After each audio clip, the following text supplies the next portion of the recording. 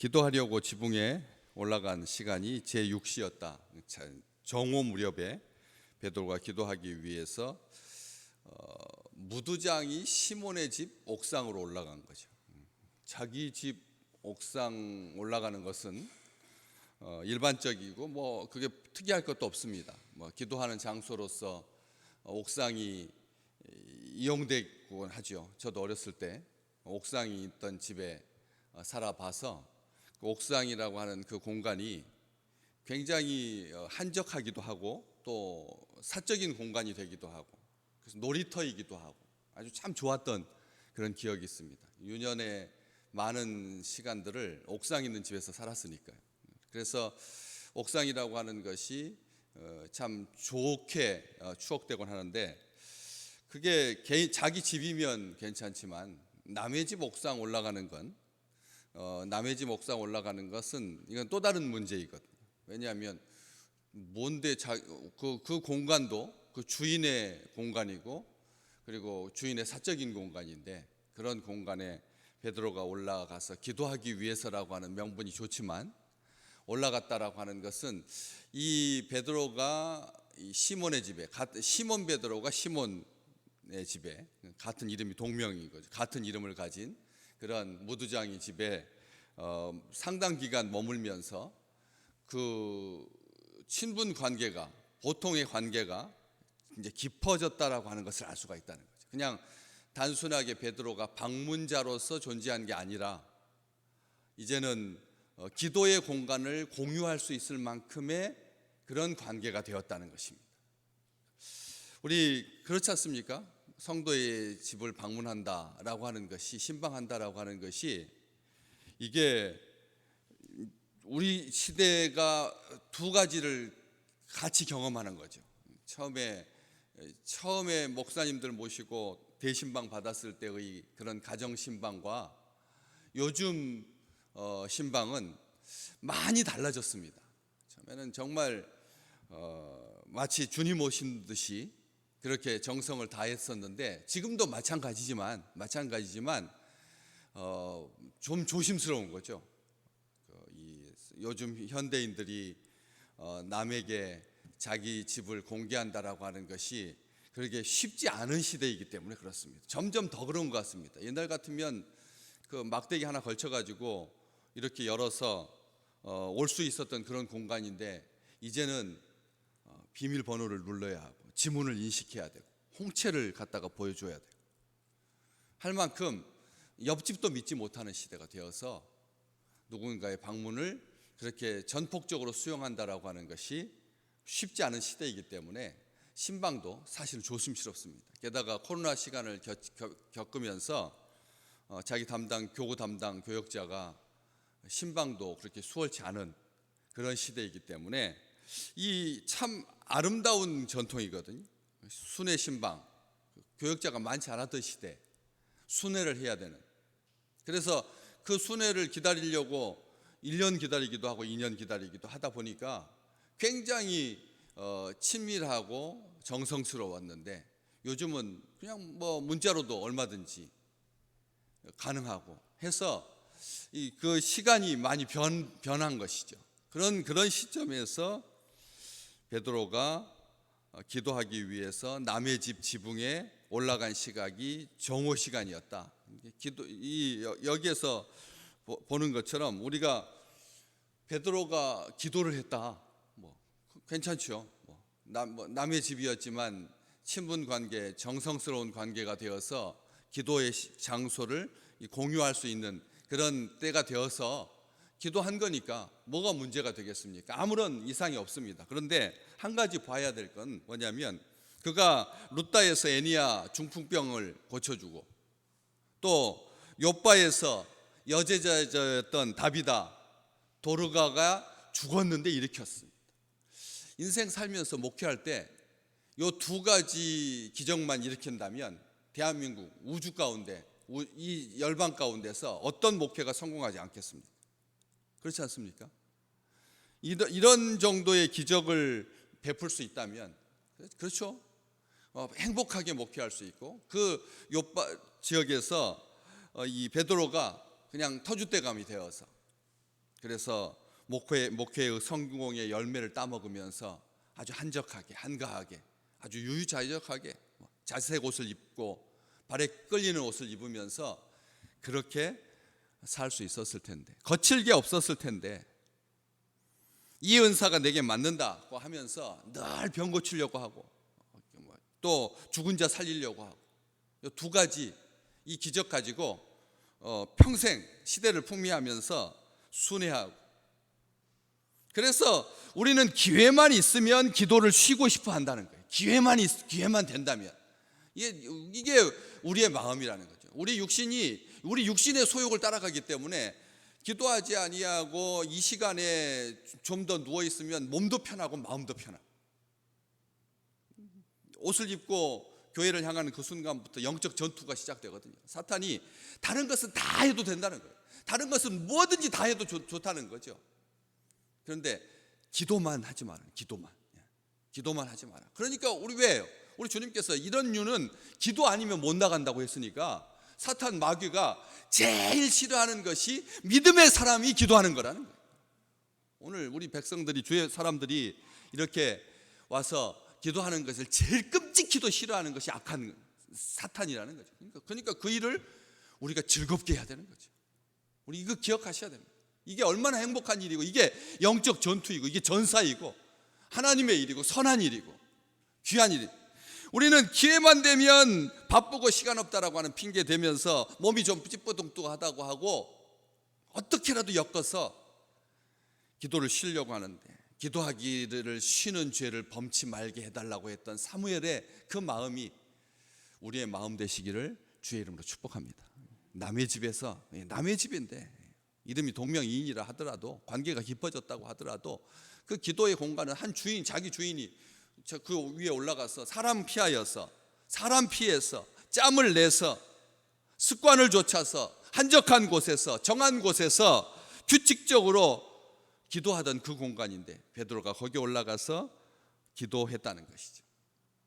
기도에 방해받지 아니하도록 하나님께 조용히 나아가서 깊이 기도하는 그 목회적 성공은, 그건 나를 규정할 수 없다라고 하는 이 아주 근원적인 원칙을 분명하게 지키면서 베드로가 기도합니다. 나중에 바울도 복음 전하러 갈 때, 빌립보 지역에서 복음을 전할 때 기도하기 위해서 강변을 걸리다가, 기도할 장소를 물색하다가 누구를 만납니까?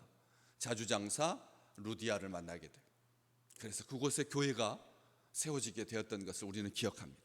어느 곳에 가든지 여러분 많이 돌아다니십시오. 사방을 두루 다니다가, 그렇지 않습니까? 베드로가 사방을 두루 다니다가 루다에 있는 성도들에게도 내려갔다.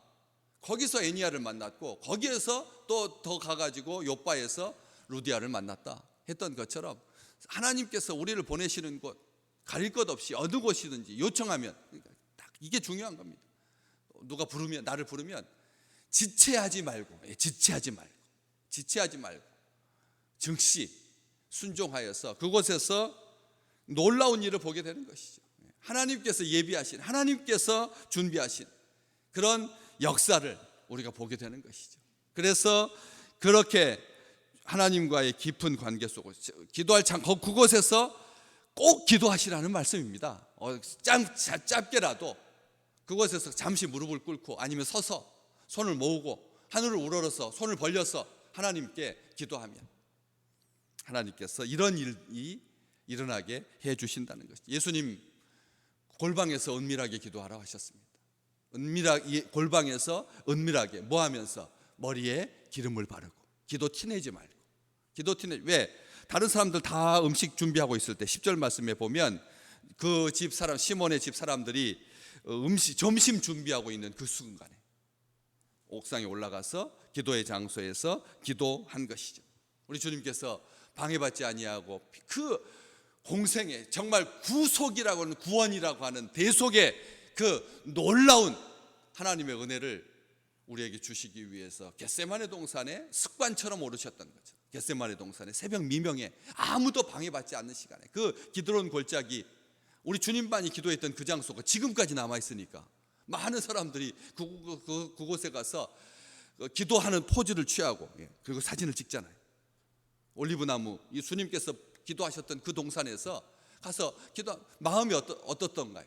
주님께서 기도하셨던 바로 그 장소, 뭐 특별할 것도 없습니다. 티도 나지 아니하고 뭐 대단한 장소도 아닙니다. 대리석, 황금 궁전도 아닙니다. 우리 주님 그냥 올리브나무 동산, 거기에서 기름 짜듯이, 올리브에 기름 짜듯이 그렇게 기도하셨던 것처럼 우리 평생에 자기만의 기도의 장소 고집하지 않아야 되는 거죠. 자기만의 기도의 장소를 고집하지 않는 거죠. 어느 곳에 갔었든지 기도할 장소를 찾아서 기도했던 것처럼 모세와 엘리야가 산 꼭대기에서 하나님께 기도했다는 거예요. 산 꼭대기 우리가 보기는 아름답고 많은 사람이 오르고자 하지만 쉽지 않거든요. 그렇기 때문에 그런 곳에서 요란한 곳 피하여, 우리 찬송가에 있지 않습니까? 기도할 때 요란한 곳 피하여 그렇게 기도했던 것처럼 특별히 히스기야가 하나님의 성전에서 벽을 마주보고 자기가 병들었을 때 하나님 앞에 간절히 기도했던 것처럼, 그래서 그의 수명이 15년이나 연장되었던 것처럼, 의학으로도 15년 연장은 3배의 은총입니다. 그렇죠? 5년 사는 것이 완치이고 그게 의료가 성공했다라고 하는 표징인데, 안 그렇습니까? 이 시대에 5년 생존율이 완치의 기준이잖아요. 그런데 그걸, 그 완치의 기준을 3배를 넘는 만큼 하나님께서 그를 사랑하시고 살려주셨던 것처럼 간절히 기도한 것이죠. 간절히, 형식적이지 않게. 왜요? 기도하다 보니까 배가 고파서 밥 먹으려고 내려왔으니까. 얼마나 기도를, 그러니까 우리가 생각할 때 베드로가 기도하는 것이 그냥 베드로는 기도의 사람이다, 베드로는 기도의 사람이다 이렇게 하기 쉬운데, 그가 짧은 시간이었지만 정오의 그 시간을 지켜서 기도했지만 뭐 2-3시간 기도했겠습니까? 아니잖아요. 그렇지 않죠. 그래서 기도하는데 점심시간과 딱 정오 시간에 기도해가지고 점심 먹을 시간에 시장하여서, 밑에 그가 시장하여서 먹고자 하며 사람들이 준비할 때 이 말을 통해서 알 수가 있듯이 거칠의 기도가 아니었다는 거죠. 시몬에게 나는 사역자이고 너는 내가 유숙하는 집의 주인이고 하기 위해서 시몬에게 보여주려고, 교육적인 차원에서 하나님의 제자는, 하나님의 사도는 이렇게 기도한다, 규칙적으로 기도하고 한다는 것을 보여주기 위해서가 아니라, 형식적으로가 아니라 간절한 마음으로 기도하는 거죠.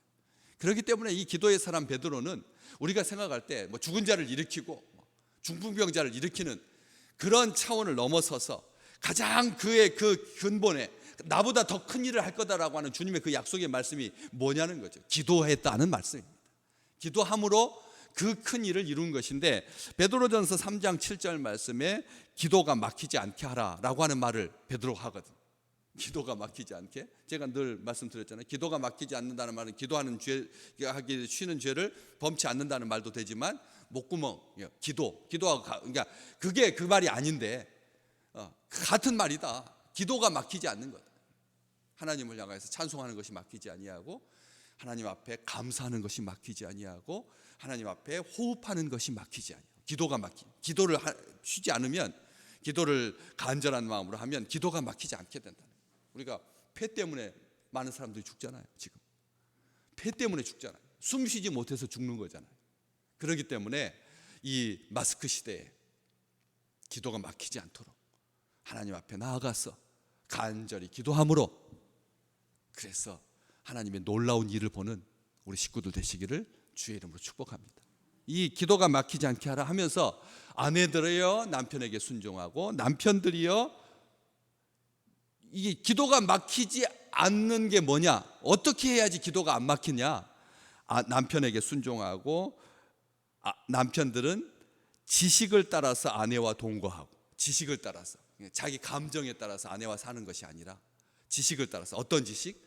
하늘의 신령한 지식, 하나님께서 주신 지식, 하나님께서 짝지어 주신 거니까, 하나님께서 복 주시려고 가정을 이루게 하셨으니까 그렇게 그 지식을 따라서, 분위기에 따라서 살아가는 것이 아니라, 자기 느낌에 따라서 살아가는 것이 아니라 지식을 따라서 아내와 동거하고, 또 한 가지가 더 중요합니다.